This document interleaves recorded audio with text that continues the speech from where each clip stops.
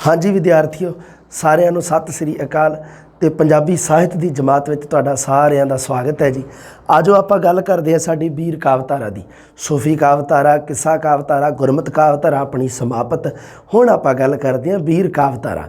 ਵੀਰ ਕਾਵਧਾਰਾ ਦੇ ਆਪਾਂ ਵਿੱਚ ਜੋ ਪੜ੍ਹਨਾ ਹੈ ਮਤਲਬ ਕੀ ਹੈ ਵੀ ਵਾਰਾਂ ਤੇ ਜੰਗਨਾਮੇ ਪੜ੍ਹਨੇ ਆਪਾਂ। ਵੀਰ ਕਾਵਧਾਰਾ ਦੇ ਵਿੱਚ ਵਾਰਾਂ ਤੇ ਜੰਗਨਾਮੇ ਹੈ।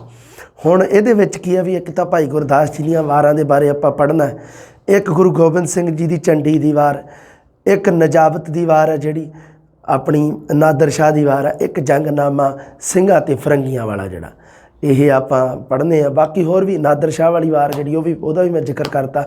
ये जोड़े आप पढ़ने हैं ये देखो जी एक एक प्रश्न पक्का ही है।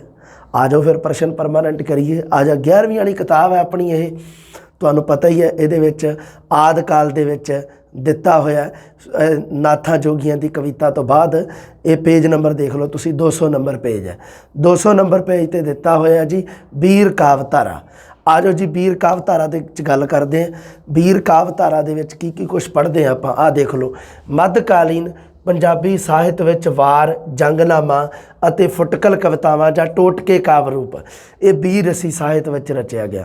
कुछ फुटकल मतलब कोई वाधू जिवें रह जांदी आपां कह दिंदे आ। इस तो अलावा मतलब वार ते जंगनामिਆਂ तो अलावा भी कुछ रचनावां सीगीਆਂ ਜਿਹੜੀਆਂ वीर कावधारा की श्रेणी ਦੇ ਵਿੱਚ ਆਉਂਦੀਆਂ ਸੀ। पर अपना मेन की है वारां अते जंगनामिਆਂ बारे आपां पढ़ना, वो भी अपने सिलेबस ਦੇ ਵਿੱਚ दे रखिया। हाँ जी, सब तो पहला जिहड़ा वीर रसी जिहड़ी कावधारा देखो जी इहदा संबंध तां हैगा भी इहदे विच वारां जंगनामे ये आ जिहड़े मध्यकाल दे विच अपना मतलब स्वरूप ग्रहण करदे आ। मध्यकाल दे विच इह रचनावां पूरी चढ़ाई ते है, पूरी चोटी ते है। पर की आदि काल ਜਾਂ पूर्व नानक काल जिन्हों आप कह दिंदे नानक काल तो पहला 1500 ईस्वी तो पहला भी इन्हां दी रचनावां तां हुंदी होगी, किते ना किते तां रचना मिलती है, बिल्कुल मिलती है जी। देखो किवें पूर्व नानक काल तो ही लोक वारां द्वारा लोक विहार विच अपना रूप धार चुकियां सी।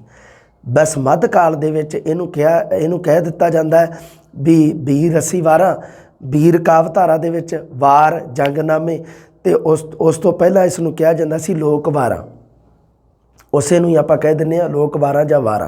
लोक वारां दा मतलब हुंदा भी मतलब जिन्हां दा एक तां रचनहारे दा कोई पता नहीं भी किहने रची है। दूसरा लोक वारां दा मतलब जिस नूं आम सधारण लोकां ने, आम जनता ने जिस नूं अपनाया होवे उस नूं कहा जांदा है लोक वारां। ਉਹ वारां ਜਿਹੜੀਆਂ आम लोकां दे विच सुणीਆਂ सुणाईਆਂ ਜਾਂਦੀਆਂ सी उस नूं कहा जाता है लोक वारां। वारां किहड़ियां किहड़ियां सी? सब तो पहला जिहड़ियां लोक वारां आदि काल दे विच जां पूर्व नानक काल दे विच 6 लोक वारां दे नमूने मिलदे आ। पंजाबी साहित दे विच 6 लोक वारां जिहड़ियां आकार दे पक्ष तो बहुत ही छोटियां, आकार पक्ष तो छोटियां। अगे किन्नियां जी? 6 लोक वारां। सब तो पहला उहदा जिक्र कौन करदा है? पंडित तारा सिंह नरोत्तम अपनी पुस्तक गुरमत निर्णय सागर दे विच लिखदा है। वो कहंदा जी 6 लोक वारां आदि काल जां पूर्व नानक काल दे विच रचियां गईयां। उस तो बाद 3 वारां होर है लोक वारां इस तरह दियां जो मध्यकाल दे विच रचियां गईयां, नानक काल वेले रचियां गईयां। 6 ते 3 9 टोटल वारां जिन्हां नूं आपां धुनियां वालियां वारां भी कहने हां। उन्हां धुनियां दे आधार ते श्री गुरु ग्रंथ साहिब विच कुल 22 वारां दे विचों 9 वारां इस तरह दियां जिन्हां नूं इन्हां धुनियां ते गाउण दा संकेत है। इधर भी 9 ही धुनियां वालियां वारां, उधर भी 9 ही धुनियां वालियां वारां हन।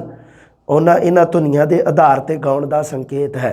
गुरु अर्जन देव जी ने संपादना की है सब तो पहला श्री गुरु ग्रंथ साहिब जी की। उन्होंने सिर्फ उहदे विचों विशा कोई नहीं लिया ਉਹਦਾ ਪਹਿਲੀਆਂ ਜਿਹੜੀਆਂ ਆਦਿ ਕਾਲ ਦੇ ਵਿੱਚ ਆ 6 ਲੋਕ ਵਾਰਾਂ ਤੇ ਉਸ ਤੋਂ ਬਾਅਦ ਮੱਧ ਕਾਲ ਦੇ ਵਿੱਚ 3 ਹੋਰ ਆਪਾਂ ਲੋਕ ਵਾਰਾਂ ਪੜਾਂਗੇ ਜਿਨ੍ਹਾਂ ਨੂੰ ਧੁਨੀਆਂ ਵਾਲੀਆਂ ਵਾਰਾਂ ਵੀ ਆਪਾਂ ਜਾਣਦੇ ਹਾਂ। ਹੁਣ ਉਹਨਾਂ ਦੇ ਵਿੱਚੋਂ ਅੰਦਰੋਂ ਸਬਜੈਕਟ ਕੁਛ ਨਹੀਂ ਲਿਆ, ਅੰਦਰੋਂ ਵਸਤੂ ਕੋਈ ਨਹੀਂ ਲਈ ਗੁਰੂ ਅਰਜਨ ਦੇਵ ਜੀ ਨੇ, ਬਸ ਉਹਦਾ ਇੱਕ ਧੁਨੀ ਲਈ ਹੈ ਇਕੱਲੀ। ਆ ਦੇਖ ਲਓ ਕਿਵੇਂ ਆ ਰਾਏ ਕਮਾਲ ਮੌਜਦੀ ਦੀ ਵਾਰ। ਹੁਣ ਇਹਦੀ ਇੱਥੇ ਕਹਾਣੀ ਦੇ ਰੱਖੀ ਹੈ, ਇੱਥੇ ਉਹਦੀ ਦੇ ਰੱਖੀ ਆਵੇ ਇਸ ਵਾਰ ਦੀ ਧੁਨੀ ਉੱਪਰ श्री गुरु अर्जन देव जी की गौड़ी दी वार नूं गाउण दा संकेत है। आप गौड़ी दी वार दे बारे पढ़िया सी ना, जिहड़ी गुरु अर्जन देव जी की लिखी हुई है ਉਹ ਆ ਜਿਹੜੀ ਉਹਨੂੰ ਕਿਹੜੀ ਤੇ ਗੌੜੀ ਕੀ ਵਾਰ ਰਾਏ ਕਮਾਲ ਦੀ ਮੌਜਦੀ ਕੀ ਧੁਨੀ, ਇਸ ਤਰ੍ਹਾਂ ਲਿਖਿਆ ਹੋਇਆ ਸ਼੍ਰੀ ਗੁਰੂ ਗ੍ਰੰਥ ਸਾਹਿਬ ਵਿੱਚ। ਹੁਣ ਟੁੰਡੇ ਇਸ ਰਾਜੇ ਦੀ ਆਪਾਂ ਨੂੰ ਪਤਾ ਹੈ ਵੀ ਆਸਾ ਜੀ ਦੀ ਵਾਰ ਹੈ ਜਿਹੜੀ ਉਹ ਸ਼੍ਰੀ ਗੁਰੂ ਨਾਨਕ ਦੇਵ ਜੀ ਦੀ ਰਚਨਾ। ਇੱਥੇ ਕਿਵੇਂ ਲਿਖਿਆ ਹੋਇਆ ਵੀ ਇਹਦੇ ਵਿੱਚ ਕਿ ਟੁੰਡੇ ਇਸ ਰਾਜੇ ਦੀ ਧੁਨੀ, ਸ਼ਲੋਕ ਮਹੱਲਾ ਪਹਿਲਾ, ਵਾਰ ਸ਼ਲੋਕਾਂ ਨਾਲ, ਸ਼ਲੋਕ ਮਹੱਲਾ ਪਹਿਲਾ, ਟੁੰਡੇ ਇਸ ਰਾਜੇ ਕੀ ਧੁਨੀ, ਇਸ ਤਰ੍ਹਾਂ ਇਹ ਹੈ ਜਿਹੜੀ ਮਤਲਬ ਕੀ ਆ ਆਸਾ ਜੀ ਦੀ ਵਾਰ, ਸਿਕੰਦਰ ਇਬਰਾਹਿਮ ਦੀ ਵਾਰ। ਹੁਣ ਆ ਸਾਰੀਆਂ 6 ਵਾਰਾਂ ਦੇ ਰੱਖੀਆਂ ਆਦਿ ਕਾਲ ਦੇ ਵਿੱਚ। ਥੋੜ੍ਹੀ ਜਿਹੀ ਇੱਕ ਵਾਰੀ ਰੂਪ ਰੇਖਾ ਬਣਾ ਦਾਂ, ਤੁਹਾਡਾ ਇੰਟਰਸਟ ਬਣੇ। ਸਿਕੰਦਰ ਇਬਰਾਹਿਮ ਦੀ ਵਾਰ ਆ। ਹੁਣ ਗੁਰੂ ਅਮਰਦਾਸ ਜੀ ਨੇ ਲਿਖੀ ਆ ਗੂਜਰੀ ਦੀ ਵਾਰ। ਗੂਜਰੀ ਦੀ ਵਾਰ ਵਿੱਚ ਗੂਜਰੀ ਦੀ ਵਾਰ ਨੂੰ ਇਸ ਧੁਨੀ 'ਤੇ ਗਾਉਣ ਦਾ ਸੰਕੇਤ ਹੈ। ਗੂਜਰੀ ਕੀ ਵਾਰ, ਸਿਕੰਦਰ ਇਬਰਾਹਿਮ ਕੀ ਵਾਰ ਕੀ ਧੁਨੀ। ਉਸ ਤੋਂ ਬਾਅਦ ਲੱਲੇ ਬਹਿਲੀਮੇ ਕੀ ਵਾਰ ਹੈ ਜਿਹੜੀ, ਉਹ ਵੀ ਗੁਰੂ ਰਾਮਦਾਸ ਜੀ ਦੀ ਚੌਥੇ ਗੁਰੂ ਦੀ ਵਡਾਂਸ ਕੀ ਵਾਰ, ਲੱਲਾ ਬਹਿਲੀਮੇ ਕੀ ਧੁਨੀ।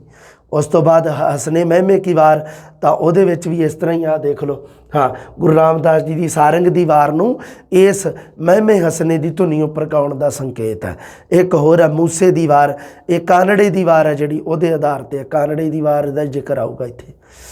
ਹਾਂ ਆ ਦੇਖੋ, ਇਸ ਵਾਰ ਦੀ ਧੁਨੀ ਉੱਪਰ ਗੁਰੂ ਰਾਮਦਾਸ ਜੀ ਦੀ ਕਾਨੜੇ ਦੀ ਵਾਰ ਗਾਏ ਜਾਣ ਦਾ ਸੰਕੇਤ ਹੈ ਚੌਥੇ ਗੁਰੂ ਦੀ। ਆ ਲਓ 6 ਲੋਕ ਵਾਰਾਂ, ਉਹਨਾਂ ਦੇ ਵਿੱਚੋਂ ਗੁਰਮਤਿ ਕਾਵਧਾਰਾ ਦੇ ਨਾਲ ਇਹਨਾਂ ਦਾ ਸੰਬੰਧ ਬਣਦਾ ਹੈ। ਇਹਨਾਂ ਦਾ ਸ਼੍ਰੀ ਗੁਰੂ ਗ੍ਰੰਥ ਸਾਹਿਬ ਜੀ ਦੇ ਨਾਲ ਸੰਬੰਧ ਬਣਦਾ, ਰਚੀਆਂ ਗਈਆਂ ਆਦਿ ਕਾਲ ਦੇ ਵਿੱਚ। ਇਹਨਾਂ ਦਾ ਵਿਸ਼ਾ ਕੋਈ ਨਹੀਂ ਲਿਆ ਸਾਡੇ ਗੁਰੂਆਂ ਨੇ। ਸਾਡੇ ਗੁਰੂਆਂ ਨੇ ਸਿਰਫ ਇਹਨਾਂ ਦੇ ਸ਼ਬਦ ਚੱਕੇ ਆ।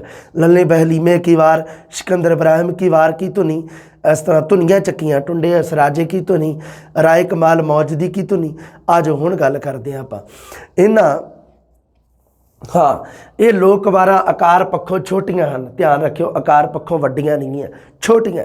ਅੱਗੇ ਕੀ ਗੱਲ ਕਰਦੇ ਆ ਜੀ, ਯੁੱਧ ਖੇਤਰ, ਸੂਰਮਿਆਂ ਦੀ ਲੜਾਈ ਤੇ ਹਥਿਆਰਾਂ ਦੀ ਲਿਸ਼ਕ ਪੱਖੋਂ ਚੰਡੀ ਦੀ ਵਾਰ ਤੇ ਨਜਾਬਤ ਦੀ ਵਾਰ ਨਾਲ ਮੇਲ ਖਾਂਦੀਆਂ ਹਨ। ਇਹ ਵਾਰਾਂ ਕੇਂਦਰੀ ਤੇ ਠੇਠ ਪੰਜਾਬੀ ਵਿੱਚ ਹਨ। ਇਹਨਾਂ ਲੋਕ ਵਾਰਾਂ ਦੀਆਂ ਧੁਨੀਆਂ ਉੱਪਰ ਹੀ ਬਾਅਦ ਵਿੱਚ ਗੁਰੂ ਸਾਹਿਬਾਨਾਂ ਦੁਆਰਾ ਆਦਿ ਗ੍ਰੰਥ ਵਿੱਚ ਦਰਜ 6 ਅਧਿਆਤਮਕ ਵਾਰਾਂ ਦੀ ਰਚਨਾ ਕੀਤੀ ਗਈ। ਇਸ ਕਰਕੇ ਇਹਨਾਂ ਨੂੰ ਧੁਨੀਆਂ ਵਾਲੀਆਂ ਵਾਰਾਂ ਵਜੋਂ ਵੀ ਜਾਣਿਆ ਜਾਂਦਾ ਹੈ। ਅੱਗੇ ਗੱਲ ਕਰਦੇ ਆ, ਇਹਨਾਂ ਵਾਰਾਂ ਦੇ ਵਿਸ਼ੇ ਕੀ ਹੈ, ਜ਼ਰ, ਜ਼ੋਰੂ ਤੇ ਜ਼ਮੀਨ। ਹੁਣ ਆਪਣੇ ਸ਼੍ਰੀ ਗੁਰੂ ਗ੍ਰੰਥ ਸਾਹਿਬ ਜੀ ਦੇ ਵਿੱਚ ਵਾਰਾਂ ਜਿਹੜੀਆਂ ਰਚੀਆਂ ਗਈਆਂ, ਉਹਨਾਂ ਦੇ ਵਿੱਚ ਵਿਸ਼ਾ ਕੀ ਹੋਊਗਾ, ਗੁਰਮੁਖ, ਮਨਮੁਖ, ਗੁਰੂ ਦੀ ਗੱਲ, ਪਰਮਾਤਮਾ ਦੀ ਗੱਲ, ਆਹੀ ਵਿਸ਼ੇ ਹੋਣਗੇ ਨਾ। ਅਧਿਆਤਮਕ ਆ ਨਾ ਵਾਰਾਂ, ਉਹ ਅਧਿਆਤਮਕਤਾ ਦੀ ਗੱਲ ਹੋਏਗੀ, ਪਰਮਾਤਮਾ ਅਤੇ ਪਰਮਾਤਮਾ ਨਾਲ ਸੰਬੰਧਿਤ ਜਿਹੜੀ ਕੋਈ ਹੋਊਗੀ ਸ਼ੈ, ਉਹਦੇ ਬਾਰੇ ਗੱਲ ਕੀਤੀ ਹੋਊਗੀ ਅਧਿਆਤਮਿਕ ਵਾਰਾਂ ਦੇ ਵਿੱਚ। ਤਾਂ ਪਰ ਇਹਨਾਂ ਵਾਰਾਂ ਦੇ ਵਿਸ਼ੇ ਜ਼ਰ, ਜ਼ੋਰੂ ਤੇ ਜ਼ਮੀਨ ਹੈ। ਇਸ ਕਰਕੇ ਤੁਹਾਨੂੰ ਕਹਿ ਰਿਹਾ ਕਿ ਇਹਨਾਂ ਵਾਰਾਂ ਦੇ ਵਿੱਚੋਂ, ਵਾਰਾਂ ਦਾ ਜੋ ਵਿਸ਼ਾ ਹੈ, ਇਹਨਾਂ ਦੇ ਅੰਦਰ ਜੋ ਵੀ ਮਤਲਬ ਗੱਲ ਕੀਤੀ ਗਈ ਹੈ, ਉਹ ਗੁਰੂ ਅਰਜਨ ਦੇਵ ਜੀ ਨੇ ਉਹਦੇ ਵਿੱਚੋਂ ਕੁਛ ਨਹੀਂ ਲਿਆ, ਸਿਰਫ ਧੁਨੀਆਂ ਹੀ ਲਈਆਂ। ਜ਼ਰ, ਜ਼ੋਰੂ ਤੇ ਜ਼ਮੀਨ ਦੇ ਇਹਨਾਂ ਦੇ ਵਿਸ਼ੇ ਹੈ। ਜ਼ਰ ਹੁੰਦੀ ਹੈ ਧਨ, ਜ਼ੋਰੂ ਔਰਤ ਨੂੰ ਕਿਹਾ ਜਾਂਦਾ ਤੇ ਜ਼ਮੀਨ ਕਿਹਾ ਜਾਂਦਾ, ਤੁਹਾਨੂੰ ਪਤਾ ਹੀ ਹੈ। ਜ਼ਮੀਨ ਮਤਲਬ ਰਾਜ ਭਾਗ ਨੂੰ ਕਿਹਾ ਜਾਂਦਾ। ਇਹਨਾਂ ਦੇ ਵਿਸ਼ੇ ਮਤਲਬ ਕੋਈ ਤਾਂ ਲੜਾਈ ਹੋਈ ਹੈ ਜ਼ਰ ਦਾ ਕਰਕੇ, ਧਨ ਦਾ ਕਰਕੇ, ਮਾਇਆ ਦਾ ਕਰਕੇ, ਖਜ਼ਾਨੇ ਦਾ ਕਰਕੇ। ਕੋਈ ਜ਼ੋਰੂ ਔਰਤ ਦੇ ਪਿੱਛੇ ਜੰਗਾਂ ਹੋਈਆਂ ਬਹੁਤ ਸਾਰੀਆਂ, ਤੇ ਕੋਈ ਜ਼ਮੀਨ ਦਾ ਕਰਕੇ, ਮਤਲਬ ਰਾਜ ਭਾਗ ਦਾ ਕਰਕੇ, ਜ਼ਮੀਨ ਦਾ ਕਰਕੇ। ਅਰੇ ਸਹੀ ਹੈ ਕਿ ਨਹੀਂ, ਇਸ ਤਰ੍ਹਾਂ ਹੀ ਹੋਈਆਂ ਨਾ, ਆਹ ਦੇਖ ਲਓ। ਇਸ ਕਰਕੇ ਇਹਨਾਂ ਦੇ ਆਲੇ ਦੁਆਲੇ ਇਹਨਾਂ ਦੇ ਵਿਸ਼ੇ ਆ 6 ਵਾਰਾਂ ਦੇ। 6 ਵਾਰਾਂ ਦਾ ਵੇਰਵਾ, ਇਹ ਵਾਰਾਂ ਭੱਟਾਂ ਜਾਂ ਮਰਾਸੀਆਂ ਤੋਂ ਸੁਣੇ ਸੁਣਾਏ ਰੂਪ ਵਿੱਚ ਹੀ ਪ੍ਰਾਪਤ ਹੋਈਆਂ, ਲਿਖਤੀ ਰੂਪ ਵਿੱਚ ਪ੍ਰਾਪਤ ਨਹੀਂ ਹੋਈਆਂ। ਇਹ ਵਾਰਾਂ ਸਿਰਫ ਸੁਣੇ ਸੁਣਾਏ ਰੂਪ ਵਿੱਚ ਪ੍ਰਾਪਤ ਹੋਈਆਂ। ਪੰਡਤ ਤਾਰਾ ਸਿੰਘ ਨਰੋਤਮ ਨੇ ਵੀ ਕਿਸੇ ਤੋਂ ਸੁਣੀਆਂ, ਫਿਰ ਉਸ ਨੂੰ ਇਹ ਲੱਗਿਆ, ਅਗਰ ਮਤਲਬ ਕੀ ਹੈ ਕਿ ਇਸ ਦਾ ਜਦੋਂ ਹੌਲੀ ਹੌਲੀ ਕੋਈ ਖੋਜ ਸਰਚ ਇਹਦੇ 'ਤੇ ਕੀਤੀ ਗਈ, ਤਾਂ ਇਹਨਾਂ ਦਾ ਸੰਬੰਧ ਕਿਤੇ ਨਾ ਕਿਤੇ ਆਦਿ ਕਾਲ ਦੇ ਨਾਲ ਜੁੜਦਾ ਹੈ। ਹੁਣ ਰਾਏ ਕਮਾਲ ਮੌਜਦੀ ਦੀ ਵਾਰ ਹੈ ਜੀ, ਇਹ ਲਿਖਿਆ ਹੋਇਆ, ਇਹਦੀ ਕਹਾਣੀ ਤੁਸੀਂ ਪੜ੍ਹ ਹੀ ਲੈਣੀ ਹੈ। ਤੇ ਇਹਦੀ ਧੁਨੀ ਉੱਪਰ ਸ਼੍ਰੀ ਗੁਰੂ ਅਰਜਨ ਦੇਵ ਜੀ ਦੀ ਗੌੜੀ ਦੀ ਵਾਰ ਨੂੰ ਗਾਉਣ ਦਾ ਸੰਕੇਤ ਹੈ। ਆਪਣੇ ਕੰਮ ਦੀ ਗੱਲ ਜਿਹੜੀ ਉਹ ਉੱਪਰ ਰਹਿ ਚੁੱਕੀਆਂ। ਕਿਹੜੀਆਂ ਕਿਹੜੀਆਂ ਗੱਲਾਂ ਆਪਣੇ ਕੰਮ ਦੀਆਂ ਸੀਗੀਆਂ ਵੀ, ਪਹਿਲਾਂ ਤਾਂ ਮੱਧਕਾਲੀਨ ਪੰਜਾਬੀ ਸਾਹਿਤ ਵਿੱਚ ਵਾਰ, ਜੰਗਨਾਮਾ, ਫੁਟਕਲ, ਕਵਿਤਾਵਾਂ ਜਾਂ ਟੋਟਕੇ, ਇਸ ਰੂਪ ਵਿੱਚ ਵੀਰ ਰਸੀ ਸਾਹਿਤ ਰਚਿਆ ਗਿਆ। ਵੀਰ ਰਸੀ ਕਵਿਤਾਵਾਂ ਰਚੀਆਂ ਗਈਆਂ। ਉਸ ਦੇ ਵਿੱਚ ਕੀ ਹੈ, ਹਾਲਾਂਕਿ ਪਰ ਇਹ ਜਿਹੜੀ ਵੀਰ ਰਸੀ ਰਚਨਾ ਹੈ ਜਿਹੜੀ, ਇਹ ਪੂਰਵ ਨਾਨਕ ਕਾਲ ਤੋਂ ਹੀ ਲੋਕ ਵਾਰਾਂ ਦੇ ਰੂਪ ਵਿੱਚ ਲੋਕ ਵਿਹਾਰ ਵਿੱਚ ਆ ਚੁੱਕੀ ਸੀ। ਪੂਰਵ ਨਾਨਕ ਕਾਲ ਦੇ ਵਿੱਚ, ਆਦਿ ਕਾਲ ਦੇ ਵਿੱਚ ਇਹਦਾ ਨਾਮ ਸੀ ਲੋਕ ਵਾਰਾਂ। ਉਸ ਤੋਂ ਬਾਅਦ ਹੋ ਗਿਆ ਇਹਨਾਂ ਦਾ ਨਾਮ ਵਾਰਾਂ, ਅਧਿਆਤਮਕ ਵਾਰਾਂ, ਜੰਗਾਂ ਯੁੱਧਾਂ ਦੇ ਨਾਲ ਸੰਬੰਧਿਤ ਵਾਰ ਜੰਗਨਾਮੇ ਇਹ ਨਾਮ ਦੇ ਦਿੱਤੇ ਗਏ। ਇਸ ਤੋਂ ਬਾਅਦ ਸਭ ਤੋਂ ਪਹਿਲਾਂ ਪੰਡਤ ਤਾਰਾ ਸਿੰਘ ਨਰੋਤਮ ਦੀ ਪੁਸਤਕ ਗੁਰਮਤਿ ਨਿਰਣੇ ਸਾਗਰ ਵਿੱਚ ਪੂਰਵ ਨਾਨਕ ਕਾਲ ਸੰਬੰਧੀ ਰਚੀਆਂ 6 ਲੋਕ ਵਾਰਾਂ ਦੇ ਨਮੂਨੇ ਮਿਲਦੇ ਹਨ। ਆਕਾਰ ਪੱਖੋਂ ਛੋਟੀਆਂ ਹਨ ਪਰ ਹਥਿਆਰਾਂ ਦੀ ਲਿਸ਼ਕ ਅੰਦਰ ਮਤਲਬ ਕੀ ਹੈ ਵੀ ਜਿਹੜਾ ਦ੍ਰਿਸ਼ ਜੰਗ ਦੇ ਮੈਦਾਨ ਦਾ ਉਹਦੇ ਪੱਖ ਤੋਂ ਇਹ ਚੰਡੀ ਦੀ ਵਾਰ ਅਤੇ ਨਜਾਬਤ ਦੀ ਵਾਰ ਨਾਲ ਮੇਲ ਖਾਂਦੀਆਂ। ਇਹਨਾਂ ਵਾਰਾਂ ਦੀ ਭਾਸ਼ਾ ਕੇਂਦਰੀ ਅਤੇ ਠੇਠ ਬੋਲੀ ਹੈ। ਕੇਂਦਰੀ ਪੰਜਾਬੀ ਜਿਹੜੀ ਬੋਲੀ ਜਾਂਦੀ ਸੀ। ਇਹਨਾਂ ਲੋਕ ਵਾਰਾਂ ਦੀਆਂ ਧੁਨੀਆਂ ਉੱਪਰ ਹੀ ਗੁਰੂ ਸਾਹਿਬਾਨ ਦੁਆਰਾ ਆਦਿ ਗ੍ਰੰਥ ਵਿੱਚ ਦਰਜ 6 ਅਧਿਆਤਮਕ ਵਾਰਾਂ ਦੀ ਰਚਨਾ ਕੀਤੀ ਗਈ ਹੈ। ਹਾਲਾਂਕਿ ਧੁਨੀਆਂ ਵਾਲੀਆਂ ਵਾਰਾਂ ਜਿਹੜੀਆਂ ਉਹ ਕੁੱਲ 9 ਹੈ, ਕਿਉਂਕਿ 6 ਆਦਿ ਕਾਲ ਦੇ ਵਿੱਚ ਹੈ, 3 ਮੱਧ ਕਾਲ ਦੇ ਵਿੱਚ ਅੱਗੇ ਆ ਜਾਣਗੀਆਂ। ਅੱਗੇ ਜ਼ਿਕਰ ਆਊਗਾ, ਅੱਗੇ ਦੁਆਰੇ ਆਪਾਂ ਇਹਨੂੰ ਸਾਰੇ ਨੂੰ ਅੱਜ ਹੀ ਪੂਰਾ ਕਰਾਂਗੇ ਇਹਨੂੰ। ਹਾਂਜੀ, ਅੱਗੇ ਦੇਖਦੇ ਹਾਂ ਜੀ। ਹਾਂ, ਧੁਨੀਆਂ ਵਾਲੀਆਂ ਵਾਰਾਂ ਵਜੋਂ ਵੀ ਇਹਨਾਂ ਨੂੰ ਜਾਣਿਆ ਜਾਂਦਾ ਹੈ। ਇਹਨਾਂ ਦੇ ਵਿਸ਼ੇ ਕੀ ਹੈ? ਜ਼ਰ, ਜ਼ੋਰੂ ਅਤੇ ਜ਼ਮੀਨ। ਆਹ ਗੱਲਾਂ ਯਾਦ ਰੱਖਣੀਆਂ ਤੁਸੀਂ। ਹੁਣ ਰਾਏ ਕਮਾਲ ਦੀ ਮੌਜਦੀ ਦੀ ਵਾਰ ਦੀ ਵੈਸੇ ਹੀ ਰੁਚੀ ਆਪਦਾ ਇੰਟਰਸਟ ਲੈਣ ਵਾਸਤੇ, ਕੋਈ ਟਾਈਮ ਪਾਸ ਕਰਨ ਵਾਸਤੇ ਇਹ ਕਹਾਣੀ ਤੁਸੀਂ ਪੜ੍ਹ ਲਿਓ। ਲਓ ਇਹਦਾ ਦੇ ਰੱਖਿਆ ਵੀ ਇਹ ਵਾਰ ਕਿਵੇਂ ਲਿਖੀ ਗਈ ਹੈ। ਰਾਣਾ ਰਾਏ ਕਮਾਲ ਦੀ ਰਣ ਭਾਰਾ ਬਾਹੀ, ਮੌਜੂਦੀ ਤਲਵੰਡੀਓਂ ਚੜ੍ਹਿਆ ਸਾਬਾਹੀ, ਢਾਲੀ ਅੰਬਰ ਛਾਇਆ ਫੁੱਲੇ ਅੱਕ ਕਾਹੀ, ਜੁੱਟੇ ਆਮੋ ਸਾਹਮਣੇ ਨੇਜੇ ਚਲਕਾਹੀ, ਮੌਜੇ ਘਰ ਵਧਾਈਆਂ ਘਰ ਚਾਚੇ ਤਾਹੀ। ਇਹ ਵਾਰ ਉੱਪਰ ਆ ਜਿਹੜੀ ਗੱਲ ਇੰਪੋਰਟੈਂਟ ਹੈ, ਸਭ ਤੋਂ ਮਹੱਤਵਪੂਰਨ ਗੱਲ ਹੈ ਧੁਨੀ ਉੱਪਰ। ਹਾਲਾਂਕਿ ਵਾਰਾਂ ਦੇ ਵਿੱਚ ਗੁਰਮਤਿ ਕਾਵਿ ਦੇ ਵਿੱਚ ਆਪਣੀ ਸਾਰੀ ਗੱਲ ਕਲੀਅਰ ਹੋ ਗਈ ਹੈ। ਧੁਨੀਆਂ ਦੇ ਜਿਨ੍ਹਾਂ 'ਤੇ ਸੀਗਾ ਉਹ ਮੈਂ ਲਿਖ ਦਿੱਤਾ ਸੀਗਾ ਵੀ ਆਹ ਵਾਰਾਂ ਜਿਹੜੀਆਂ ਧੁਨੀਆਂ ਵਾਲੀਆਂ ਵਾਰਾਂ ਆਪਣੀਆਂ। ਗੁਰੂ ਅਰਜਨ ਦੇਵ ਜੀ ਦੀ ਗੌੜੀ ਦੀ ਵਾਰ ਨੂੰ ਗਾਉਣ ਦਾ ਸੰਕੇਤ ਹੈ। ਟੁੰਡੇ ਅਸਰਾਜੇ ਦੀ ਵਾਰ ਦੀ ਗੱਲ ਕਰਦੇ ਹਾਂ ਆਪਾਂ। ਭੱਬ ਕਿਉ ਸ਼ੇਰ ਸ਼ਰਦੂਲ ਰਾਏ ਰਣ ਮਾਰੂ ਵੱਜੇ, ਖਾਨ ਸੁਲਤਾਨ ਵੱਡ ਸੂਰਮੇ ਵਿੱਚ ਰਣ ਦੇ ਗੱਜੇ, ਖਤ ਲਿਖੇ ਟੁੰਡੇ ਅਸਰਾਜ ਨੂੰ ਪਾਤਸ਼ਾਹੀ ਅੱਗੇ, ਟਿੱਕਾ ਸਾਰੰਗ ਬਾਪ ਨੇ ਦਿੱਤਾ ਪਰ ਲੱਜੇ, ਫਤਿਹ ਪਾਏ ਅਸਰਾਜ ਜੀ ਸ਼ਾਹੀ ਕਰ ਸੱਜੇ। ਇਹ ਵਾਰ ਦੀ ਧੁਨੀ ਉੱਪਰ ਗੁਰੂ ਨਾਨਕ ਦੇਵ ਜੀ ਦੀ ਆਸਾ ਦੀ ਵਾਰ ਨੂੰ ਗਾਉਣ ਦਾ ਆਦੇਸ਼ ਹੈ। ਸਿਕੰਦਰ ਇਬਰਾਹਿਮ ਦੀ ਵਾਰ ਆਦੇਸ਼ ਦਿੱਤਾ ਕਿਹਨੇ? ਗੁਰੂ ਅਰਜਨ ਦੇਵ ਜੀ ਨੇ, ਕਿਉਂਕਿ ਗੁਰੂ ਗ੍ਰੰਥ ਸਾਹਿਬ ਜੀ ਦੀ ਸੰਪਾਦਨਾ ਕਿਹਨੇ ਕੀਤੀ ਹੈ? ਗੁਰੂ ਅਰਜਨ ਦੇਵ ਜੀ ਨੇ। ਉਹ ਧੁਨੀਆਂ ਨਾਲ ਕਿਹਨੇ ਜੋੜੀਆਂ? ਗੁਰੂ ਅਰਜਨ ਦੇਵ ਜੀ ਨੇ। ਵਾਰਾਂ ਦੇ ਨਾਲ ਸ਼ਲੋਕ ਕਿਹਨੇ ਜੋੜੇ? ਗੁਰੂ ਅਰਜਨ ਦੇਵ ਜੀ ਨੇ। ਆ ਜੋ ਅੱਗੇ ਸਿਕੰਦਰ ਇਬਰਾਹਿਮ ਦੀ ਵਾਰ। ਪਾਪੀ ਖਲ ਬ੍ਰਾਹਮ ਪਰ ਚੜ੍ਹਿਆ ਸਿਕੰਦਰ, ਭੇੜ ਦੋਹਾਂ ਦਾ ਮੱਚਿਆ ਵੱਡ ਰਣ ਦੇ ਅੰਦਰ, ਫੜਿਆ ਖਲ ਬ੍ਰਾਹਮ ਨੇ ਕਰ ਵੱਡ ਅਡੰਬਰ, ਬੱਧਾ ਸੰਗਲ ਪਾਏ ਕੈ ਜਣਕੀਲੇ ਬੰਦਰ, ਆਪਣਾ ਹੁਕਮ ਮਨਾਏ ਕੈ ਛੱਡਿਆ ਜਗ ਅੰਦਰ। ਹੁਣ ਇਹ ਸ਼੍ਰੀ ਗੁਰੂ ਅਮਰਦਾਸ ਜੀ ਦੁਆਰਾ ਗੁਜਰੀ ਦੀ ਵਾਰ ਨੂੰ ਇਸ ਧੁਨੀ ਦੇ ਉੱਪਰ ਗਾਉਣ ਦਾ ਸੰਕੇਤ ਹੈ। ਹੁਣ ਆ ਗਈ ਜੀ ਲੱਲੇ ਬਹਿਲੀਮੇ ਕੀ ਵਾਰ। ਕਾਲ ਲੱਲਾ ਦੇ ਦੇਸ਼ ਦਾ ਖੋਇਆ ਬਹਿਲੀਮਾ, ਹਿੱਸਾ ਛਟਾ ਮਨਾਏ ਕੈ ਜਲ ਨਹਿਰੋਂ ਦੀਨਾ, ਫਿਰਾ ਹੁਣ ਹੋਏ ਲੱਲਾ ਨੇ ਰਣ ਮੰਡਿਆ ਧੀਮਾ, ਭੇੜ ਦੋਹਾਂ ਵਿੱਚ ਮੱਚਿਆ ਸੱਟ ਪਈ ਅਨੀਮਾ, ਸਿਰ ਤਰ ਡਿੱਗੇ ਖੇਤ ਵਿੱਚ ਜਿਉ ਬਾਹਨ ਢੀਮਾ, ਦੇਖ ਮਾਰੇ ਲੱਲੇ ਬਹਿਲੀਮ ਨੇ ਰਣ ਮੇ ਤਰਸੀਮਾ। ਇਸ ਵਾਰ ਦੀ ਧੁਨੀ ਉੱਪਰ ਸ਼੍ਰੀ ਗੁਰੂ ਰਾਮਦਾਸ ਜੀ ਦੀ ਵਡਹੰਸ ਦੀ ਵਾਰ ਨੂੰ ਗਾਉਣ ਦਾ ਸੰਕੇਤ ਹੈ। ਹੁਣ ਆ ਗਈ ਜੀ ਹਸਨੇ ਮਹਿਮੇ ਦੀ ਵਾਰ। ਕਹਾਣੀਆਂ ਬੇਟਾ ਆਪੇ ਪੜ੍ਹ ਲਿਓ ਤੁਸੀਂ। ਹਾਂ, ਇਸ ਵਾਰ ਦੀ ਇੱਕ ਮਤਲਬ ਕਰਤਾ ਮਾਖਾ ਨਾਮ ਦਾ ਢਾਡੀ ਸੀ। ਇਸ ਵਾਰ ਦੀ ਇੱਕ ਤੁਕ ਤੋਂ ਸਪਸ਼ਟ ਹੁੰਦਾ ਹੈ ਵੀ ਇਹ ਵਾਰ ਦਾ ਕਰਤਾ ਮਾਖਾ ਨਾਮ ਦਾ ਢਾਡੀ ਸੀ। ਬਾਕੀ ਕੋਈ ਦਿੱਕਤ ਨਹੀਂ, ਬਾਕੀਆਂ ਦਾ ਕੋਈ ਦਿੱਕਤ ਨਹੀਂ। ਬਾਕੀਆਂ ਦੇ ਵਿਸ਼ੇ ਵੀ ਵਿੱਚ ਦੇ ਰੱਖੇ ਹੋਣੇ ਆ। ਹਾਂਜੀ ਹਾਂ, ਮਹਿਮਾ ਹਸਨਾ ਰਾਜਪੂਤ ਰਾਏ ਭਾਰੇ ਪੱਟੀ, ਹਸਨੇ ਬੇਈਮਾਨੀ ਨਾਲ ਮਹਿਮੇ ਖੱਟੀ, ਭੇੜ ਦੋਹਾਂ ਦਾ ਮੱਚਿਆ ਸਿਰ ਵੱਗੇ ਫੱਟੀ, ਮਹਿਮੇ ਪਾਈ ਫਤਿਹ ਰਾਣ ਗੱਲ ਹਸਨੇ ਕੱਟੀ, ਬਨ ਹਸਨੇ ਨੂੰ ਛੱਡਿਆ ਜਸ ਮਹਿਮੇ ਖੱਟੀ। ਇਸ ਵਾਰ ਦੀ ਧਾਰਨਾ ਉੱਪਰ ਜਾਂ ਧੁਨੀ ਉੱਪਰ ਗੁਰੂ ਰਾਮਦਾਸ ਜੀ ਦੀ ਸਾਰੰਗ ਦੀ ਵਾਰ ਨੂੰ ਗਾਉਣ ਦਾ ਆਦੇਸ਼ ਹੈ। ਹੁਣ ਆ ਗਈ ਜੀ ਆਖਰੀ ਮੂਸੇ ਕੀ ਵਾਰ, 6ਵੀਂ ਹੈ ਜਿਹੜੀ। ਚੜਿਆ ਮੂਸਾ ਬਾਦਸ਼ਾਹ ਸੁਣਿਆ ਜਾ ਸਭ ਜੱਗੇ, 360 ਮਰਾਤਬਾ ਇੱਕ ਘੁਰਿਆ ਡੱਗੇ, ਦੰਦ ਚਿੱਟੇ ਵਡਾ ਹਾਥੀਆਂ ਕਹੋ ਕਿਤ ਵਰਗੇ, ਰੁੱਤ ਪਛਾਤੀ ਬਗਲਿਆ ਕਟਕਾਲੀ ਬੱਗੇ, ਇਹ ਕੀਤੀ ਮੂਸਿਆ ਕਿਨ ਕਰੀ ਨਾ ਅੱਗੇ। ਮੂਸੇ ਦੀ ਵਾਰ ਇੱਕ ਸਦਾਚਾਰਕ ਵਿਸ਼ੇ ਦੀ ਪੇਸ਼ਕਾਰੀ ਕਰਦੀ ਹੈ। ਬਹੁਤ ਇੰਪੋਰਟੈਂਟ ਗੱਲ ਲਿਖੀ ਹੋਈ ਹੈ, ਧਿਆਨ ਰੱਖਿਓ। ਮੂਸੇ ਦੀ ਵਾਰ ਦਾ ਵਿਸ਼ਾ ਕਿਹੜਾ ਹੈ? ਸਦਾਚਾਰਕ ਵਿਸ਼ਾ ਹੈ। ਸਦਾਚਾਰਕ ਆਪਾਂ ਪੜ੍ਹੇ ਸੀ ਨਾ। ਹਾਂ, ਇਸ ਵਾਰ ਦੀ ਧੁਨੀ ਉੱਪਰ ਗੁਰੂ ਰਾਮਦਾਸ ਜੀ ਦੀ ਕਾਨੜੇ ਦੀ ਵਾਰ ਗਾਏ ਜਾਣ ਦਾ ਸੰਕੇਤ ਹੈ। ਸਦਾਚਾਰਕ ਅੱਛਾ ਔਰ ਰੀਟ ਵਾਲੇ 3rd ਗ੍ਰੇਡ ਰੀਟ ਵਾਲਾ ਜਿਹੜਾ ਕੋਰਸ ਚੱਲੀ ਨਾ ਉਹਦੇ 'ਚ ਪੜ੍ਹੇ ਸੀ। ਤੁਸੀਂ ਕੀ ਕਰਿਓ, ਕਾਫੀ ਵਾਰ ਅਤੇ ਕਿੱਸਾ ਜਿਹੜੇ ਇਸੇ ਬੁੱਕ ਦੇ ਵਿੱਚ 11ਵੀਂ ਵਾਲੀ 'ਚ ਦੇ ਰੱਖਿਆ, ਉਹਨਾਂ ਨੂੰ ਜ਼ਰੂਰ ਪੜ੍ਹ ਲਿਓ। ਕਾਫੀ ਵਾਰ ਅਤੇ ਕਿੱਸਾ, ਜਦੋਂ ਵਾਰ ਪੜ੍ਹੋਗੇ ਤੁਸੀਂ ਉਦੋਂ ਬਹੁਤ ਕੁਛ ਨੌਲੇਜ ਮਿਲੂਗਾ ਤੁਹਾਨੂੰ ਵਾਰਾਂ ਬਾਰੇ। ਇਸ ਤਰ੍ਹਾਂ ਪੂਰਵ ਨਾਨਕ ਕਾਲ ਦੀਆਂ 6 ਲੋਕ ਵਾਰਾਂ ਬੀਰ ਰਸੀ ਸਾਹਿਤ ਦੀ ਪੁਰਾਤਨਤਾ ਵੱਲ। ਇਸ ਤੋਂ ਬਾਅਦ 3 ਵਾਰਾਂ ਹੋਰ ਹੈ ਮੱਧਕਾਲੀਨ ਪੰਜਾਬੀ ਸਾਹਿਤ ਵਿੱਚ ਲੋਕ ਵਾਰਾਂ ਦੇ ਰੂਪ ਵਿੱਚ ਮਿਲਦੀਆਂ। ਇਸ ਪ੍ਰਕਾਰ ਕੁੱਲ ਕਿੰਨੀਆਂ ਹੋ ਗਈਆਂ ਜੀ? ਕੁੱਲ ਹੋ ਗਈਆਂ ਸਾਡੀਆਂ 9 ਲੋਕ ਵਾਰਾਂ। 9 ਲੋਕ ਵਾਰਾਂ ਹੋ ਗਈਆਂ ਕੁੱਲ। ਇਹਨਾਂ ਦੀਆਂ ਧੁਨੀਆਂ ਉੱਪਰ ਬਾਅਦ ਵਿੱਚ ਗੁਰੂ ਸਾਹਿਬਾਨ ਨੇ ਆਪਣੀਆਂ ਵਾਰਾਂ ਦਾ ਗਾਉਣ ਦਾ ਸੰਕੇਤ ਕੀਤਾ, ਜੋ ਉਸ ਸਮੇਂ ਪੰਜਾਬੀ ਸਮਾਜ ਸੱਭਿਆਚਾਰ ਵਿੱਚ ਇਹਨਾਂ ਵਾਰਾਂ ਦੀ ਲੋਕਪ੍ਰਿਯਤਾ ਅਤੇ ਪ੍ਰਚਲਿਤ ਹੋਣ ਦੀ ਸਾਖੀ ਭਰਦਾ ਹੈ, ਗਵਾਹੀ ਭਰਦਾ ਹੈ। ਆ ਗਈ ਗੱਲ ਆਦਿ ਕਾਲ ਦੇ ਵਿੱਚ ਆਪਾਂ ਪੜ੍ਹ ਲਿਆ। ਆ ਜੋ ਮੱਧ ਕਾਲ ਦੇ ਵਿੱਚ ਵੀਰ ਰਸੀ ਸਾਹਿਤ ਕੀ ਦੇ ਰੱਖਿਆ। ਮੱਧ ਕਾਲ ਦੇ ਵਿੱਚ ਵੀਰ ਰਸੀ ਸਾਹਿਤ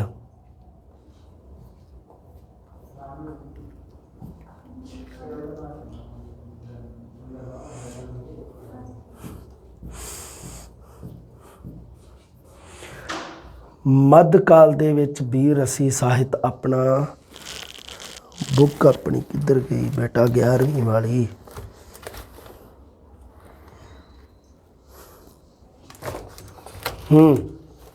ਆ ਰਹੀ, ਹਾਂਜੀ।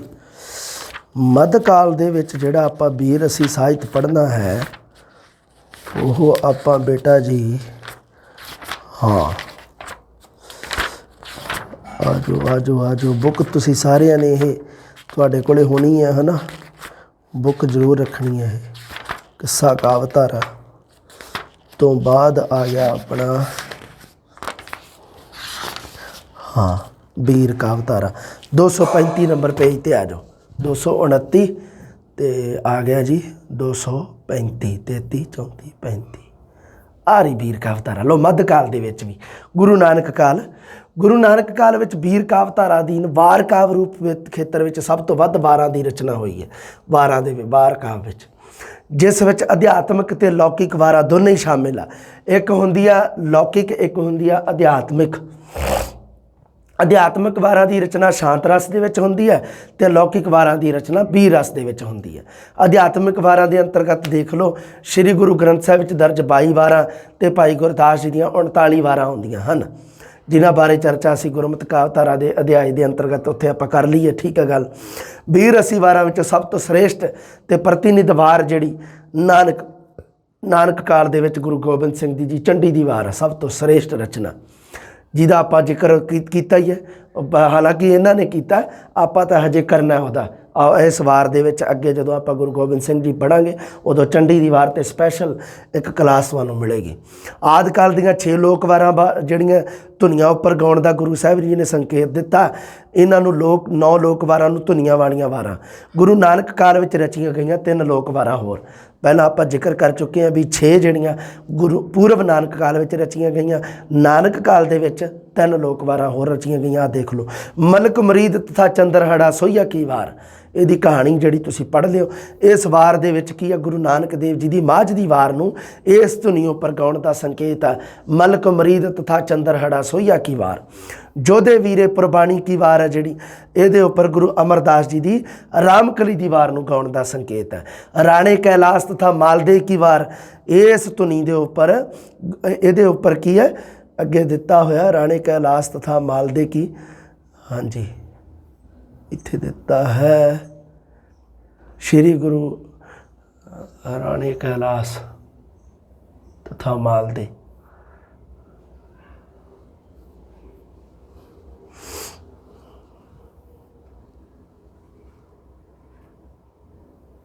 ਰਾਣੇ ਕੈਲਾਸ ਤਥਾ ਮਾਲਦੇ ਆਪਣੇ ਵੇਖੋ, ਆਪਣਾ ਜਿਹੜਾ ਦੇ ਰੱਖਿਆ ਤੁਹਾਨੂੰ ਪਾਏ ਵੇ ਆ ਗੁਰਮਤਿ ਕਾਲ ਦੇ ਨੋਟਸ, ਉਹਦੇ ਵਿੱਚ ਵਾਰਾਂ ਵਾਲੇ ਨਮੂਨੇ ਦੇ ਰੱਖੇ ਆ ਨਾ, ਉਹਦੇ ਵਿੱਚ ਗੱਲ ਆ, ਹਾਂ 22 ਦੀਆਂ 22 ਵਾਰਾਂ ਦਾ ਜ਼ਿਕਰ ਕੀਤਾ ਵਾ ਉਹਦੇ ਵਿੱਚ।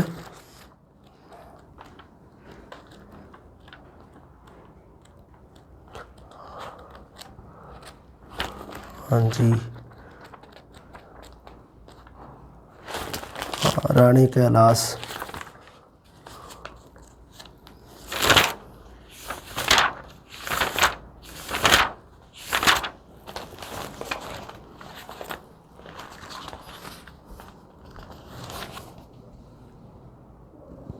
ਹਾਂਜੀ, ਮਲਾਰ ਦੀ ਵਾਰ ਹੈ ਜਿਹੜੀ, ਮਲਾਰ ਦੀ ਵਾਰ ਹੈ ਜਿਹੜੀ, ਉਹ ਜਿਹੜੀ ਉਹਦੇ ਵਿੱਚ ਉਹ ਮਲਾਰ ਦੀ ਵਾਰ ਜਿਹੜੀ ਗਾਉਣ ਦਾ ਧੁਨੀ ਕਿਹੜੀ ਹੈ, ਰਾਣੇ ਕੈਲਾਸ ਤਥਾ ਮਾਲਦੇ ਕੀ ਧੁਨੀ। ਆ ਜਿਹੜੀ ਇਹ ਮਲਾਰ ਦੀ ਵਾਰ ਹੈ ਜਿਹੜੀ ਉਹਦੇ ਵਿੱਚ ਹੈ। ਹਾਂਜੀ,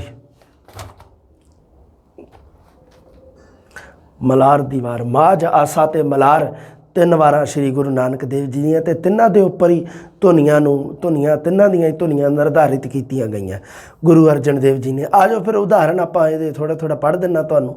ਹਾਂ, ਮਲਕ ਮਰੀਦ ਥਾ ਚੰਦਰਹੜਾ ਸੋਈਆ, ਕਾਬਲ ਵਿੱਚ ਮਰੀਦ ਖਾਂ ਫੜਿਆ ਬੜ ਜ਼ੋਰ, ਚੰਦਰਹੜਾ ਲੈ ਫੌਜ ਦੋ ਚੜ੍ਹਿਆ ਬੜ ਤੋਰ, ਦੁਆ ਕੰਧਾਰਾ ਮੋਹ ਜੁੜੇ ਦਮਾਮੇ ਦੌਰ, ਸ਼ਸਤਰ ਪਜੂਤੇ ਸੂਰਿਆਂ ਸਰਬੱਧੇ ਟੌਰ, ਹੋਲੀ ਖੇਲੇ ਚੰਦਰਹੜਾ ਰੰਗ ਲੱਗੇ ਸ਼ੌਰ, ਦੋਵੇਂ ਤਰਫਾ ਜੁੱਟੀਆਂ ਸਰਵਗਨ ਕੌਰ, ਮੈਂ ਪੀ ਰਾਏ ਸਦਾਏ ਸਾਂ ਵੜਿਆ ਲਾਹੌਰ, ਦੋਵੇਂ ਸੂਰੇ ਸਾਹਮਣੇ ਜੂਝੇ ਉਸ ਠੌਰ। ਜੋਧੇ ਵੀਰੇ ਪੁਰਬਾਣੀ ਕੀ, ਜੋਧੇ ਵੀਰ ਪੁਰਬਾਣੀਏ ਦੋ ਗੱਲਾਂ ਕਰੀ ਕਰਾਰੀਆਂ, ਫੌਜ ਚੜਾਈ ਬਾਦਸ਼ਾਹ ਅਕਬਰ ਰਣ ਭਾਰੀਆਂ, ਸਨਮੁਖ ਹੋਏ ਰਾਜਪੂਤ ਛਤਰੀ ਰਣਕਾਰੀਆਂ, ਧੂਮਿਆਨੋਂ ਕੱਢੀਆਂ, ਛੁੱਤਰ ਊਠ ਨੂੰ ਕਹਿੰਦੇ ਆ, ਧੂਮਿਆਨੋਂ ਕੱਢੀਆਂ ਬਿਜਲ ਚਮਕਾਰੀਆਂ, ਇੰਦਰ ਸਣੇ ਅਪੱਛਰਾਂ ਮਿਲ ਕਰਨ ਜੁਹਾਰੀਆਂ, ਇਹ ਕੀਤੀ ਜੋਧ ਵੀਰ ਪਾਤਸ਼ਾਹੀ ਗੱਲਾਂ ਸਾਰੀਆਂ। ਹੁਣ ਆ ਗਈ ਜੀ ਰਾਣੇ ਕੈਲਾਸ਼ ਤਥਾ ਮਾਲਦੇ ਕੀ ਧੁਨੀ, ਜਿਹਦੇ ਉੱਪਰ ਸਾਰੰਗ ਦੀ ਵਾਰ ਹੈ ਜਿਹੜੀ ਗੁਰੂ ਨਾਨਕ ਦੇਵ ਜੀ ਦੀ ਰਚਨਾ, ਉਸ ਨੂੰ ਗਾਉਣ ਦਾ ਸੰਕੇਤ ਹੈ ਸਾਰੰਗ ਦੀ ਵਾਰ। ਧਰਤ ਕੋੜਾ ਪਰਬਤ ਪਲਾਨ ਸਿਰ ਟੱਟਰ ਅੰਬਰ, 9 ਸੈ ਸਦੀ 99 ਰਾਣਾ ਜਲਕੰਬਰ, ਟੁਕਾਰ ਆਏ ਅਮੀਰ ਦੇਵ ਕਰ ਮੇਘ ਅਡੰਬਰ, ਟੁਕਾਰ ਆਏ ਅਮੀਰ ਦੇਵ ਕਰ ਮੇਘ ਅਡੰਬਰ, ਆਨਤ ਖੰਡਾ ਰਾਣੀਆਂ ਕੈਲਾਸ਼ੇ ਅੰਦਰ, ਬਿਜਲੀ ਜਿਉ ਚਮਕਾਣੀਆਂ ਤੇਗਾਂ ਵਿੱਚ ਅੰਬਰ, ਮਾਲ ਦੇਵ ਕੈਲਾਸ਼ ਨੂੰ ਬੰਨਿਆ ਕਰ ਸੰਬਰ, ਫਿਰ ਅੱਧਾ ਤਨ ਮਾਲ ਦੇ ਛੱਡਿਆ ਗੜ ਅੰਦਰ, ਮਾਲ ਦਿਓ ਜਸ ਖੱਟਿਆ ਵਾਂਗ ਸ਼ਾਹ ਸਿਕੰਦਰ। ਹੁਣ ਇਹ ਗੱਲਾਂ ਇਹਨਾਂ ਵਾਰਾਂ ਤੋਂ ਇਲਾਵਾ ਹੋਰ ਦੇਖ ਲਓ, ਧਾਰਮਿਕ ਜਾਂ ਅਧਿਆਤਮਿਕ ਕਿਸਮ ਦੀਆਂ ਵਾਰਾਂ ਵੀ ਮਿਲਦੀਆਂ, ਉਹਦਾ ਵੀ ਵਿੱਚ ਇੱਕ ਉਦਾਹਰਣ ਦਿੱਤਾ ਗੁਰੂ ਸਾਹਿਬਾਨ ਦੇ ਨਾਲ ਸੰਬੰਧਿਤ ਕਵੀਆਂ ਦੁਆਰਾ। ਜਿਵੇਂ ਗੁਰੂ 6ਵੇਂ ਗੁਰੂ ਹਰਗੋਬਿੰਦ ਜੀ ਹੋਏ ਆ, ਜਿਨ੍ਹਾਂ ਨੇ ਕੋਈ ਵੀ ਸਾਹਿਤ ਦੀ ਰਚਨਾ ਨਹੀਂ ਕੀਤੀ। ਗੁਰੂ ਹਰਗੋਬਿੰਦ ਜੀ ਨੇ 6ਵੇਂ ਗੁਰੂ ਨੇ ਅਕਾਲ ਤਖਤ ਤੋਂ ਵਾਰਾਂ ਗਾਉਣ ਦੀ ਪਰੰਪਰਾ ਆਰੰਭ ਕੀਤੀ ਸੀ।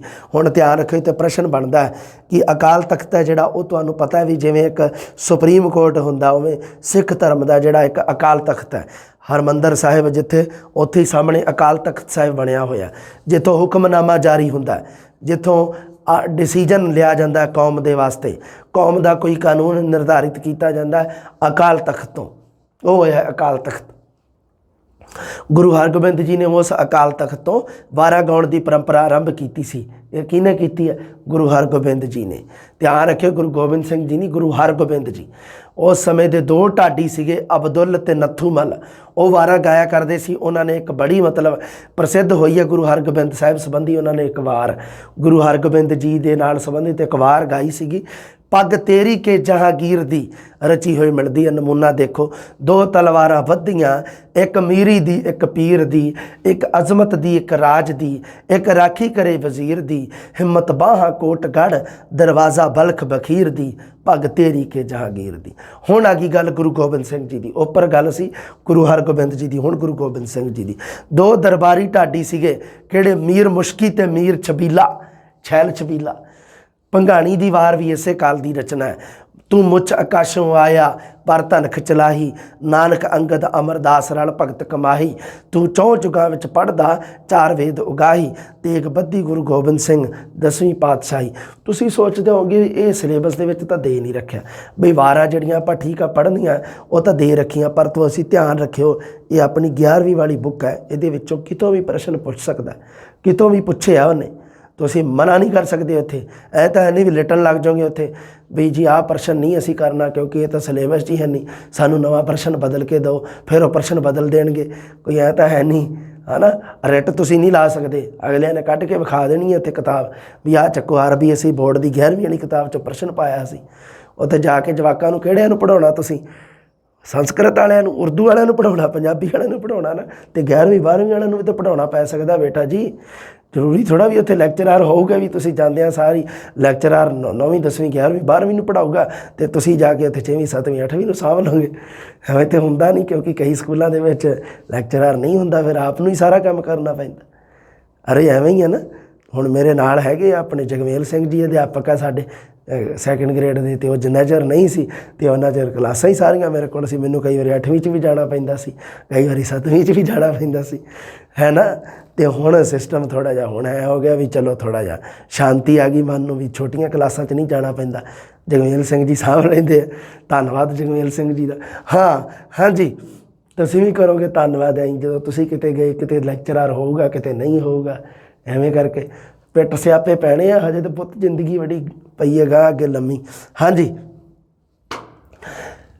ਇਹਨਾਂ ਵਾਰਾਂ ਦੇ ਲਿਖੇ ਜਾਣ ਦੀ ਸੰਭਾਵਨਾ, ਪਰੰਤੂ ਮੁਹੰਮਦ ਕਾਸਬੀ, ਪੀਰ ਮੁਹੰਮਦ ਕਾਸਬੀ ਨੇ ਇੱਕ ਜੰਗਨਾਮਾ ਇਮਾਮ ਹੁਸੈਨ, ਹਾਫਿਜ਼ ਬਰਖੁਰਦਾਰ ਦਾ ਵੀ ਇਸੇ ਨਾਮ ਹੇਠ ਲਿਖਿਆ ਜੰਗਨਾਮਾ। ਜੰਗਨਾਮਿਆਂ ਦੀ ਪਰੰਪਰਾ ਇੱਥੋਂ ਸ਼ੁਰੂ ਹੋ ਚੁੱਕੀ ਸੀ। ਕਹਿਣ ਦਾ ਮਤਲਬ ਇਹ ਆ, ਮੱਧਕਾਲ ਦੇ ਵਿੱਚ ਜੰਗਨਾਮੇ ਲਿਖਣ ਦੀ ਹੋ ਚੁੱਕੀ ਸੀ, ਪਰ ਸਭ ਤੋਂ ਪਹਿਲਾਂ ਜੰਗਨਾਮਾ ਇਮਾਮ ਹੁਸੈਨ ਲਿਖਿਆ ਗਿਆ ਸੀ। ਇਹ ਹੀ ਪ੍ਰਸਿੱਧ ਹੋਇਆ। ਜੰਗਨਾਮਾ ਹਮੇਸ਼ਾ ਹੀ ਇਹੀ ਰਿਹਾ, ਕਰਬਲਾ ਦੀ ਲੜਾਈ ਦੇ ਨਾਲ ਸੰਬੰਧਿਤ। ਮੁਹੰਮਦ ਸਾਹਿਬ ਦੇ ਦੋਤੇ ਹਸਨ ਅਤੇ ਹੁਸੈਨ, ਜਿਨ੍ਹਾਂ ਦੇ ਵਿੱਚੋਂ ਇੱਕ ਦਾ ਨਾਮ ਇਮਾਮ ਹੁਸੈਨ, ਉਹਦੇ ਇਸ ਨਾਲ ਸੰਬੰਧਿਤ ਵੀ ਉਹ ਕਰਬਲਾ ਦੀ ਲੜਾਈ ਦੇ ਵਿੱਚ ਸ਼ਹੀਦ ਹੋ ਗਏ ਸੀ।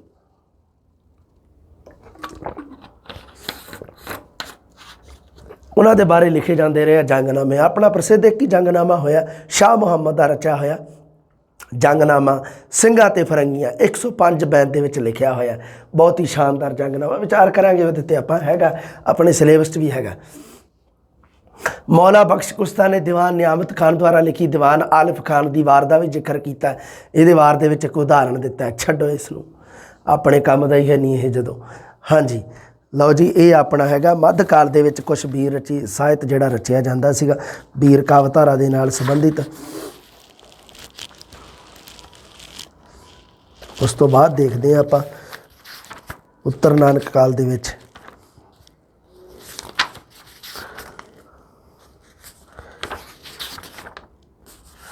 ਹਾਂ, ਉੱਤਰ ਨਾਨਕ ਕਾਲ ਪੜ੍ਹਾਂਗੇ ਆਪਾਂ, ਉਹਦੇ ਜੰਗਨਾਮੇ ਤੇ ਇੱਕ ਹੀ ਵੀਡੀਓ ਦੇ ਵਿੱਚ ਕਰਾਂਗੇ ਸਾਰਾ ਉੱਤਰ ਨਾਨਕ ਕਾਲ ਦਾ। 254 ਨੰਬਰ ਪੇਜ ਤੋਂ ਸ਼ੁਰੂ ਹੁੰਦਾ ਉੱਤਰ ਨਾਨਕ ਕਾਲ ਵੀਰ ਕਾਵਧਾਰਾ। 254 ਨੰਬਰ ਪੇਜ 'ਤੇ ਪੜ੍ਹ ਕੇ ਰੱਖਿਓ ਉਹਨੂੰ, ਅਗਲੀ ਕਲਾਸ ਦੇ ਵਿੱਚ ਉਹੀ ਮਿਲੂਗਾ ਤੁਹਾਨੂੰ ਵੀਰ ਕਾਵਧਾਰਾ ਅਗਲੀ। ਲਓ ਜੀ, ਇਹਦੇ ਵਿੱਚ ਆਪਾਂ ਵੀਰ ਕਾਵਧਾਰਾ ਦਾ ਜਿਹੜਾ ਮੁੱਢ ਵੇਖਿਆ, ਆਦਿ ਕਾਲ ਅਤੇ ਨਾਨਕ ਕਾਲ, ਪੂਰਵ ਨਾਨਕ ਕਾਲ ਅਤੇ ਨਾਨਕ ਕਾਲ। ਹੁਣ ਆਪਾਂ ਉੱਤਰ ਨਾਨਕ ਕਾਲ ਦੇ ਵਿੱਚ ਚੱਲਾਂਗੇ। ਉਹਦੇ ਵਿੱਚ ਵੀ ਦੇਖਾਂਗੇ ਵੀ ਕਿਹੜੇ ਕਿਹੜੇ ਵੀਰ ਕਾਵਧਾਰਾ ਰਚਨਾਵਾਂ ਹੋ ਰਹੀਆਂ, ਕੋਈ ਪ੍ਰਸਿੱਧ ਰਚਨਾ ਵੀ ਹੋ ਰਹੀ ਹੈ ਕਿ ਨਹੀਂ, ਉਹਦੇ ਬਾਰੇ ਗੱਲ ਕਰਾਂਗੇ। ਉਸ ਤੋਂ ਬਾਅਦ ਨੋਟਸ, ਤੁਹਾਨੂੰ ਇਹਦੇ ਨਾਲ ਸੰਬੰਧਿਤ ਜਿਹੜੇ ਨੋਟਸ ਮੈਂ ਬਣਾ ਰਿਹਾ ਅਲੱਗ ਤੋਂ, ਉਹ ਆ ਜਿਹੜੇ ਤੁਹਾਨੂੰ ਪਹਿਲਾਂ ਮਿਲ ਜਾਣਗੇ, ਜਿਵੇਂ ਗੁਰਮਤਿ ਕਾਵਿ ਦੇ। ਮੇਰੀ ਗੱਲ ਸੁਣੋ ਧਿਆਨ ਨਾਲ ਇੱਕ, ਅਗਰ ਤੁਹਾਨੂੰ ਨੋਟਸ ਉੱਤੇ ਡਾਊਨਲੋਡ ਨਹੀਂ ਹੋ ਰਹੇ, ਅਗਰ ਕਿਸੇ ਦੀ ਵੀਡੀਓ ਨਹੀਂ ਚੱਲ ਰਹੀ ਪ੍ਰੋਪਰ ਢੰਗ ਨਾਲ ਜਾਂ ਕੁਛ ਵੀ, ਮੈਨੂੰ ਮੈਸੇਜ ਕਰਿਆ ਕਰੋ, ਤੁਸੀਂ ਮੈਨੂੰ ਸਮੱਸਿਆ ਦੱਸਦੇ ਰਿਹਾ ਕਰੋ। ਫਿਰ ਕਈ ਵਾਰੀ ਹੁੰਦਾ ਵੀ ਵੈਸੇ ਹੀ ਮੋਬਾਈਲ ਦੇ ਵਿੱਚ ਹੀ ਕੋਈ ਦਿੱਕਤ ਹੁੰਦੀ ਹੈ, ਹੋ ਸਕਦਾ ਉਹਨੂੰ ਆਪਾਂ ਸੋਲਵ ਕਰ ਦਈਏ, ਹੋ ਸਕਦਾ ਵੀਡੀਓ ਚੱਲਣ ਦੇ ਵਿੱਚ ਸ਼ੁਰੂ 'ਚ ਥੋੜ੍ਹਾ ਟਾਈਮ ਲੈਂਦੀ ਹੋਵੇ, ਕਿਉਂਕਿ 240 ਵੀ ਚੱਲ ਰਹੀ ਹੈ, 360 ਵੀ, 480 ਵੀ। ਅਸੀਂ ਜਦੋਂ ਚਲਾਉਂਦੇ ਹਾਂ ਤਾਂ ਉਦੋਂ ਵਧੀਆ ਪ੍ਰੋਪਰ ਚੱਲਦੀ ਹੈ, ਤਾਂ ਬੱਚਿਆਂ ਦੀ ਸਮੱਸਿਆ ਦਾ ਵੀ ਨਿਸਤਾਰਨ ਕਰਦੇ ਹਾਂ। ਮੈਂ ਚੁੱਪ ਕਰਕੇ ਨਾ ਬੈਠੇ ਰਹੋ, ਇਸ ਕਰਕੇ ਥੋੜ੍ਹਾ ਜਿਹਾ ਦੱਸ ਦਿਆ ਕਰੋ, ਪਰ ਇੱਕ ਹੀ ਵਾਰੀ ਮਤਲਬ ਇੱਕੇ ਵਾਰੀ 'ਚ ਇਨਫੋਰਮ ਕਰ ਦਿਆ ਕਰੋ ਵੀ ਆਹ ਪ੍ਰੋਬਲਮ ਆ। ਅਸੀਂ ਸਾਡੀ ਕੋਸ਼ਿਸ਼ ਇਹ ਰਹਿੰਦੀ ਹੈ, ਹੁਣ ਨੈਕਸਟ ਅਪਡੇਟ ਜਦੋਂ ਆਊਗਾ ਤੁਹਾਨੂੰ ਇਨਫੋਰਮ ਕਰ ਦਾਂਗੇ, ਉਦੋਂ ਵਧੀਆ ਹੋ ਜਾਊਗਾ ਸਾਰਾ ਕੁਛ ਕਲੀਅਰ। ਮਿਲਦੇ ਹਾਂ ਜਲਦੀ, ਸਤਿ ਸ੍ਰੀ ਅਕਾਲ।